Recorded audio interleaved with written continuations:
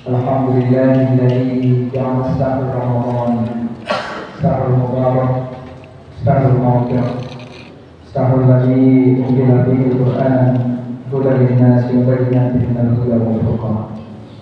Asyhadu an la ilaha illallah wahdahu la syarika lah wa asyhadu anna Muhammadan abduhu wa rasuluhu la nabiyya wa la rasula ba'dahu. Allahumma shalli ala Muhammad abdika wa rasulika nabiyil ummiyin amma ba'du. Kama qala Allah ta'ala fil Qur'anil Karim, a'udzu billahi minasyaitonir rajim. Ya ayyuhalladzina amanu kutiba 'alaikumus shiyam kama kutiba 'alal ladzina min qablikum la'allakum tattaqun. Al-Amin. Ma'asyiral muslimin jamaah Isya rahimani wa rahmatullah. Alhamdulillah, tidak terasa kita semuanya sudah memasuki pekan atau 2 pekan di puasa. Itu semuanya karena nikmat Allah Subhanahu wa Ta'ala, nikmat yang paling agung dibandingkan Tuhan yang diyakini kaum lainnya. Hanya Allah Subhanahu wa Ta'ala yang telah memberikan nikmat yang luar biasa kepada kita semuanya. Nikmat yang dimaksud di sini adalah nikmat iman dan nikmat Islam. Maksudnya bagaimana tanpa iman dan Islam mungkin sampai saat ini kita tidak mungkin mengenal yang namanya kutiba alaikumus syiyam, tidak mungkin mengenal yang namanya Rasulullah Shallallahu Alaihi Wasallam. Maka dengan 2 nikmat itu kita wajib, kita patut bersyukur kepada Allah Subhanahu wa Ta'ala. Karena kenapa? Banyak orang-orang di luar sana tidak pernah bersyukur atas apa yang telah diberikan oleh Allah Subhanahu wa Ta'ala. Semoga kita termasuk orang yang istiqomah dengan kesyukuran kita kepada Allah Subhanahu wa Ta'ala. Tidak lupa di puasa Ramadan kali ini tentu tidak elok kalau kita tidak pernah atau lupa dengan pelajaran atau ajaran-ajaran yang diberikan oleh baginda Rasulullah SAW. Bagaimana beliau ketika menyambut bulan Ramadan dengan sukacita, dengan semangat sampai menjelang akhir Ramadan, beliau tetap semangat menjalankan ibadah puasanya, bahkan merasa sedih ketika Ramadan telah selesai. Ada pertanyaan apa dengan Ramadan kok sampai semangatnya begitu? Maka izinkan kami sedikit menyampaikan salah satu kata dari salah satu ulama modern, ulama Islam yang namanya ulama ini salah satunya termasuk untuk menentang yang namanya presiden pertama Turki saat itu yang bernama bagaimana itu. Beliau bernama Said Nursi. Dalam kitab Wasailul atau kitab Risalahul, beliau menyampaikan dalam kitab lagi ditulis dalam kitab Al-Maktubah mengenai puasa Ramadan. Maka perwujudan dari sebuah puasa, perwujudan dari siang Ramadan itu adalah bagaimana puasa itu tidak hanya menahan lapar dan menahan lisan saja, tetapi bagaimana perwujudan puasa itu nampak kepada seluruh panca indera kita semua. Pendengaran kita, lisan kita, mata kita, fisik kita, semuanya itu berpuasa. Maka pelajaran yang pertama dapat kita ambil para jemaah, mumpung masih ada beberapa hari kebelakang, semoga Allah senantiasa memberikan rahmatnya kepada kita sekalian, sehingga kita mampu menjalankan ibadah puasa 1 bulan penuh dengan semangat yang membaik, dengan semangat mengharap ridha Allah Subhanahu wa Ta'ala. Maka malam hari ini dari perwujudan mata indera yang kita rasakan, bagaimana mengapa siang hari tadi sampai siang kita merasa lemas, merasa letih. Itu merupakan gambaran bahwasanya Allah Subhanahu wa Ta'ala telah menampakkan ubudiyah seluruh hamba-hambanya, tak terkecuali. Khusus bagi orang-orang yang beriman, Allah tampakkan lagi ubudiyahnya melalui ibadah puasa. Kita ini semuanya hamba Allah, kita ini ubudnya Allah, kita ini abdnya Allah. Ketika bulan puasa Allah tampakkan kalau kita ini benar-benar orang yang lemah, kita ini benar-benar yang butuh Allah, kita ini merupakan manusia dan selalu mengharapkan pertolongan Allah Subhanahu wa Ta'ala. Dengan apa? Kita dari pagi sampai menjelang berbuka, kita tak makan, tak minum, kondisi kita lemas. Tapi kenapa kok kita masih punya kekuatan untuk menunggu matahari terbenam sehingga kita bisa berbuka? Itu nampak mewujudkan bahwasanya dalam Ramadan Allah nampakkan kelemahan manusia, Allah nampakkan kelemahan hamba-hambanya, bahwasanya lekat dengan pertolonganku kalau tidak dengan iman yang tak berikan kepadamu dan nikmat Islam yang tak berikan kepadamu, saya yakin tidak akan mampu menjalankan ibadah puasa. Maka pembandingnya adalah ketika Allah Subhanahu wa Ta'ala menampakkan ubudiyah para hambanya, Allah Subhanahu wa Ta'ala menampakkan sifat tauhidnya yang bernama sifat ubudiyah. Kata dalam surat Al-Fatihah, Alhamdulillahi Rabbil Alamin. Tuhan semesta alam. Bagaimana Allah menampakkan sifat ubudiyahnya? Nampak dari ujung barat sampai ujung timur, dari ujung selatan sampai ke ujung utara. Allah menampakkan, Allah bersangkan yang namanya bumi ini.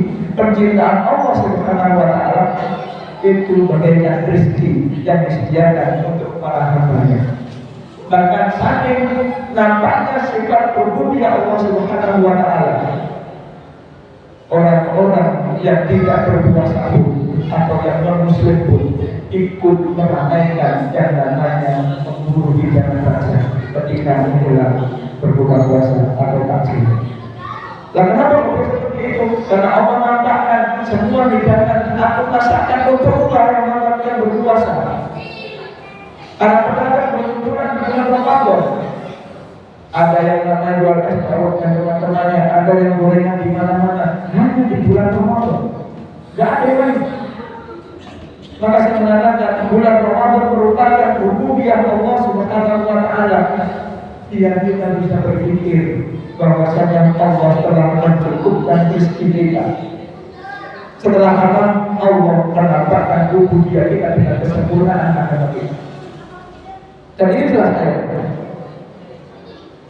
Allah telah menyempurnakan agama kita dan Allah telah ridho dengan agama kita. Maka setelah rububiyah kita dikatakan Allah lebih menampakkan rububiyahnya. Dan ditambah lagi dengan rububiyah Allah Subhanahu wa Ta'ala, Allah tegaskan dengan persyaratan Muhammadiyah yang mengajarkan kita tidak dengan cara metode yang bernama Burhan Irfan dan Bayan. Nampak sekali. Kenapa? Ketika Allah menurunkan Al-Quran berangsur-angsur, itu menunjukkan apa? Tagline-nya adalah, garis bawahnya adalah Syahrul Ramadan alladzi unzila fihi al-Qur'an hudan lin-nas wa bayyinatin minal huda wal furqan. Furqan, pembeda. Sesungguhnya bulan Ramadan itu diturunkan ayat-ayat Al-Quran secara berangsur-angsur sebagai pembeda dari kitab-kitab yang lainnya. Pembeda maksudnya apa? Dari hak dan yang batil. Maka kenapa saya meyakini orang yang berpuasa seharian penuh, saya meyakini tidak akan pernah melakukan kemaksiatan. Karena kenapa? Keimanannya saat itu masih kokoh-kokoh. Tetapi bisa jadi setelah berbuka puasa atau yang lainnya, namanya nafsu itu bisa membuat kita semuanya. Maka kenapa di bulan Ramadan kita disuruh berlomba-lomba mencapai iman kita, mencapai kualitas takwa kita dengan apa? Berlomba-lomba meramaikan masjid Allah, berlomba-lomba membaca kitab Allah. Maka kalau kita ingin curhat kepada Allah Subhanahu wa Ta'ala, meminta pertolongan Allah Subhanahu wa Ta'ala dengan cara apa? Takut. Kalau kita ingin minta kepada Allah dengan cara apa? Dengan cara ibadah. Tapi kalau kita pengen berbicara, kita pengen mendengar Allah berbicara, maka bacalah Al-Quran. Itulah petunjuk yang dimaksud dalam Al-Quran, hak dan batil.